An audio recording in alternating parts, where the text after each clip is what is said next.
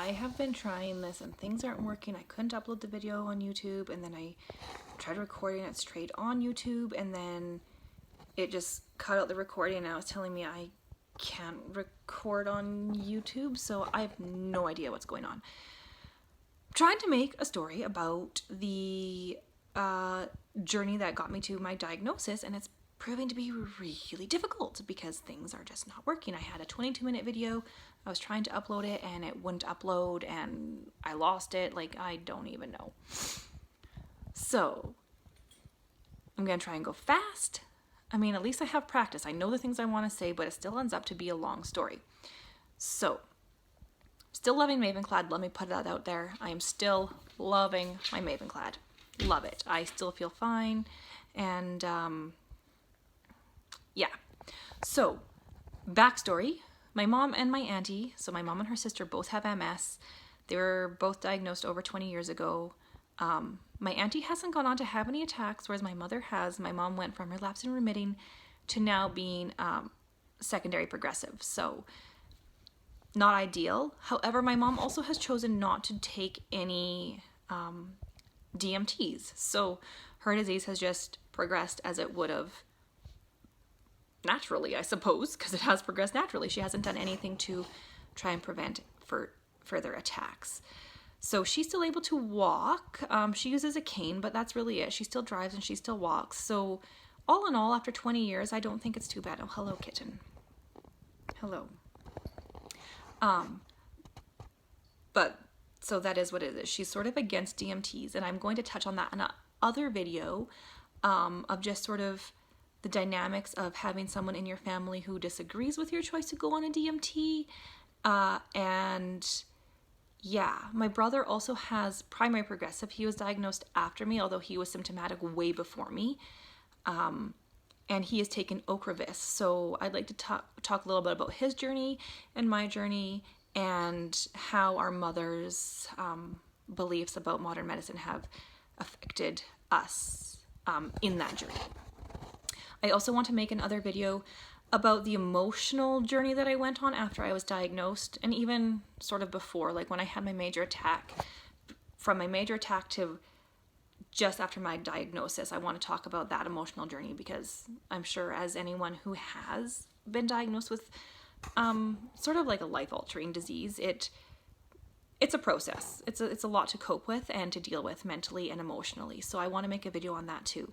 This video, the purpose of this video, I want it to be about the physical symptoms that I experienced that led up to my diagnosis.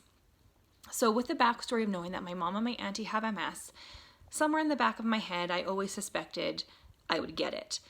And when I was a teenager, I would get a feeling in my legs that I called my MS feeling. And it's not a numbness and it's not a tingling, and I don't really know how to describe it other than it really feels like I need to stretch my calf muscles. So I will go stand on like the edge of a stair and hang my heels over and just push them down and really try and stretch out that muscle. And it feels good at the moment, but once I get off, it doesn't help. So I don't know. And it was only when I'm tired, and it still happens if I'm tired, and I just call it my MS feeling. And yeah, once I get a good sleep, it's gone. So I had that from, well, probably like 15. So in 2016, I started running. I started running in April, and by September, I was running 20K a week. I would do like 2 5K runs and then 1 10K run. And in September, I started running, and toward the end of the run, my left leg felt kind of like numb and weird. And I was like, okay, that's weird. It happened again, and then I think a few runs later, it happened at the beginning of the run, and by the time I finished the run, I was limping, like I could hardly walk. And so I thought, okay, well, I need to stop running. But a little prior to that, I had been told I had low iron when I went to try and donate blood. And I wasn't eligible to donate because my iron was too low. And so I went to the doctor, and the doctor said, yeah, you do have low iron. He put me on some iron supplements. But with the reading I did following that, I read that low iron can cause like numbness and tingling in your extremities. And so I just thought, oh, well, that's why my leg is doing that. It's because I have low iron. So I didn't really dwell on it lots. It was just sort of like, yeah, whatever. I think deep down, I knew that it was not, that numbness and tingling wasn't from low iron. So that was in September, and the numbness and tingling sort of progressed from like a numbness and tingling when I would run to a numbness and tingling all day long. And I also had it in like my pinky and my ring finger, and both of my hands and all the way down to my elbow, but only on the side of my arm where the pinky and ring finger are. So I guess that would be like on the outer side of my arm. And that also persisted all day. And I think that lasted for about a month or two. And then it went away. And the only time I would feel the numbness and tingling is if I would run. So I just didn't run, because if you're not feeling it, it's not there. So I would just not run. And then I was just happy and living a lie, lying to myself and knowing that it was a lie, but it got me through. So fast forward then to May of 2017. So approximately like 6 months after the first like really numbness and tingling experience in my legs. I think this was the very initial symptom that I had, was like a really bad vertigo spell. We'd had some friends over for a couple drinks, and we were playing board games, and when I went to bed, things started to spin, and I think I only had 4 beer, which I could totally handle. Like, that's not a lot. And drunken spins for me always go like this, but what I was experiencing was like a tumbling. Like, it was not the same way I feel when I've had one too many drinks. It was a completely different feeling, and I ended up getting violently ill in the bathroom, unable to move for probably an hour and a half, because even the slightest movement would send me into that feeling of tumbling. And when I was finally able, I dragged myself back into bed and fell asleep, and I woke up the next morning and I was feeling fine. Like, I don't even think I was hungover. And that's how I know it wasn't from the alcohol, it was something else.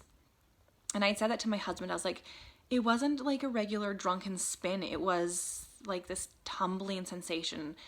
And so I do believe that that was vertigo, and related to my MS. I haven't experienced that again since, although I do find anytime I do drink alcohol, I am far more sensitive to that sort of like spinning. Like, it has never been to that extent again, but I can feel it a little bit. So that was a Friday night. Then the next Wednesday, so 5 days later, I woke up and my left eye felt weird. It kind of felt, I don't know if you've ever had it. I call it eye poop, kind of like that slimy guck that can like come in your eyes. And sometimes it's happened to me where it kind of like smears across like my cornea. And you can see it and you can feel it moving when you blink. And I kind of had that feeling all day long, and I kept looking into like the mirror into my eye, like, what is this thing that's bugging my eye? And I couldn't see anything. Went to sleep and woke up on Thursday, and there was a distinct vision impairment. Like, I couldn't see color. I could see color, but it wasn't vibrant. Everything was really, really dull, almost black and white. And in the center of my vision, it was almost overexposed. Like, it was super bright in the center. And at that point, I started to get really concerned. I didn't know if I was having a stroke or if I had a tumor or what. Like, your mind goes crazy when you don't know why something isn't functioning properly. So I expressed to Adam that I was really concerned, and he sort of brushed it off. It didn't really take my concern overly seriously. And so I was like, okay, well, I'll sleep on this, and if it's still like this again tomorrow, I'm going to go to the doctor. So I woke up on Friday, and it was even worse. And so I called and I made an appointment with my doctor, and he like assessed my vision. Not really my vision. I guess he looked at my eye and said, like, physically your eye is fine. I was still able to like trace his finger and tell him like, that's 2 fingers, that's 1 finger, that stuff. Like, I could see, but I couldn't see properly. I couldn't see to the extent that I'm used to seeing, and things were dull, and in the center of my vision it was really bright and like overexposed. So he said, okay, I'm going to send you to an ophthalmologist, sort of as an emergent case, but the only ophthalmologist who's on call tomorrow, which would be the Saturday, is a city 2 hours away. So my husband and I found a sitter for the kids, and we went to this town or city that was 2 hours away from where we lived. Saw the ophthalmologist, and he did the same thing. He looked at my eyes and said, physically everything is okay, even what I can see of your optic nerve with the limited tools he had, because he wasn't in his regular office. He was actually on call out of the hospital in that city, and so it's just a little more limited with the tools that were available to him. And so he said, yeah, from what I can see of your optic nerve, everything looks fine, but that doesn't mean there's not inflammation like further back where I can't see. So he said, I think it would be a good idea probably if you got an MRI sometime soonish, whatever, right? And I was like, okay. And he said, you have optic neuritis. And then he asked me, what do you know about optic neuritis? And I said, I didn't really know anything because I didn't. And he said, okay, well, I'm just warning you that like if you go home and you Google it, it's all going to come up saying that you have MS. And that's when I said to him, well, my mom has MS, her auntie has MS, my brother probably has MS, and I had all this numbness and tingling and stuff. So the conversation then changed from, yeah, maybe you should have an MRI to you're having an MRI and it is probably most likely MS related, which I think is deep down what I knew to be true, and I just didn't want to hear it. I didn't want to have it validated by an expert, by a professional. So he left the room, and I held it together while he was in the room. Once he left, I cried, but we can go further into that on like the emotional journey side. I want to try and stick to just like the physical things. So I felt that it wasn't safe for me to drive with my vision because I couldn't judge depth. Like I remember trying to cut up like a block of cheese for my kids for lunch and being there and like pressing my knife down, expecting it to hit the cheese, and I'm just cutting air because I couldn't judge depth. And now some of you guys are probably like, yeah, but it only affected like your left eye. What about your other eye? My other eye, I have a thing called keratoconus where my cornea grows more conically instead of like spherically. And so I do wear glasses, but even with glasses, my vision isn't corrected very well. And so between that eye being bad normally, and then my left eye, which is typically my good eye, all of a sudden being bad, I had two bad eyes, and two bad eyes don't make one good eye, folks. So I did stop driving. I stopped driving for a week. So this was a Saturday that I saw the initial ophthalmologist. Then I was scheduled to see an ophthalmologist in my own city on the Thursday, so 5 days later.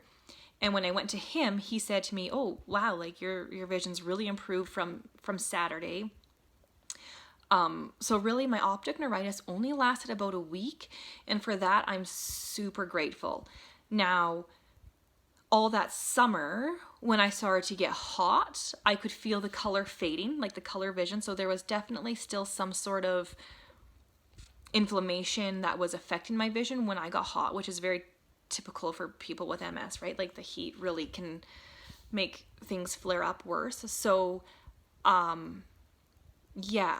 But honestly, I haven't felt my vision be affected by heat or temperature in over a year. So that's really nice. So probably by September, October of that year, it did, like, my vision was stable and it stayed stable. It didn't matter if I was hot or whatever. And along with that vision, it was definitely an attack. Although the optic neuritis wasn't severe for very long, I did have like the tingling and the numbness in my legs again. So clearly it was an attack, and it lasted about 8 weeks. And when my vision was bad, I mean, it was bad. I had to go to the store and I was trying to like read labels, and I had to be super up close and entering like my PIN. I had to put my face like right to like the keypad, and it was bad. It was also very humbling because I had to accept help from people. I had to accept rides from people. I had to reach out for help, and so that was humbling, but we'll also get into that in the other video. So, and now since then I haven't had any attack, knock on wood, but oh, Ollie, it's okay, that was just me. I've been good, I've been healthy, and so I haven't had any further attacks since then. Since recovering from that one, I've been fine. Now, that's not to say that I don't have some residual weakness especially on my left side. It seems to be my left side that is hit by my disease. I've started going to the gym with a friend, and so like when we're lifting weights, I can feel like a huge difference between the strength of my right side and my left side. Now, I've always favored my right side because I'm right side dominant, but it's like notable. It's significant, and I do believe it is from the MS. I believe it's just made everything weaker. When I dance, I can't point my toes as nicely on my left side as I can on my right side. So, I mean, it's the nature of the disease, right? There's going to be lasting effects, and I know that. But I'm still very lucky in the fact that I've only had like that one really bad attack with the optic neuritis, and in my day-to-day life, the effects are not noticeable yet. So I'm grateful for that. So yeah, so that all was in May. It took me until September to get my MRI, and some of you might feel like that's a long wait. If you're from Canada, you might feel like that's a short wait, because with our healthcare system, sometimes people are waiting up to like a year for an MRI. So I waited, what's that, May to September, June, July, August, September, so 4 months. So that's really not that long. And after that, I saw my neurologist in October 31st, 2017 is when I was officially diagnosed as having MS. And yeah, so that's sort of my journey and the symptoms that I experienced. Now, I will say from May to October, I did take minocycline because there was a study that had come out about minocycline. If you use it after like your clinical isolated syndrome, people who've had a clinical isolated syndrome and have taken it have not gone on to develop MS. So when that happened with my eye, the ophthalmologist agreed with me that it was a very safe drug to take in hopes of preventing anything else. But when I met with my neurologist, he said, well, you had the one back in September, and then you had this one in May, so that's already 2 attacks. So we're going to stop the minocycline. And they gave me all the list of your first line therapy drugs for MS. And that's when I chose to do Plegridy. We'll talk a little bit more about Plegridy too in the emotionally coping thing, because I think it actually put me in a bit of a bad space. Because I felt so ill when I took it. And I know in my videos, I'm like, oh, it was 12 hours of not feeling good, and now I'm good. And that was the first, like, I think I only have the first 2 injections videoed on here, but, excuse me, come like injection 10, it was taking a toll, emotionally and mentally, because I felt so miserable taking it. I know there's people who do Plegridy and love it and don't have those flu-like side effects like I did, but it was bad. So, anyways, so yeah, and then from Plegridy, so I was on Plegridy for about 6 months, and then I was on nothing. So here's the timeline of my medications, I guess. From May 2017 to November 2017, I was on minocycline. And then from November 2017 to January 2018, I was on nothing. January 2018 to June 2018, I was on Plegridy.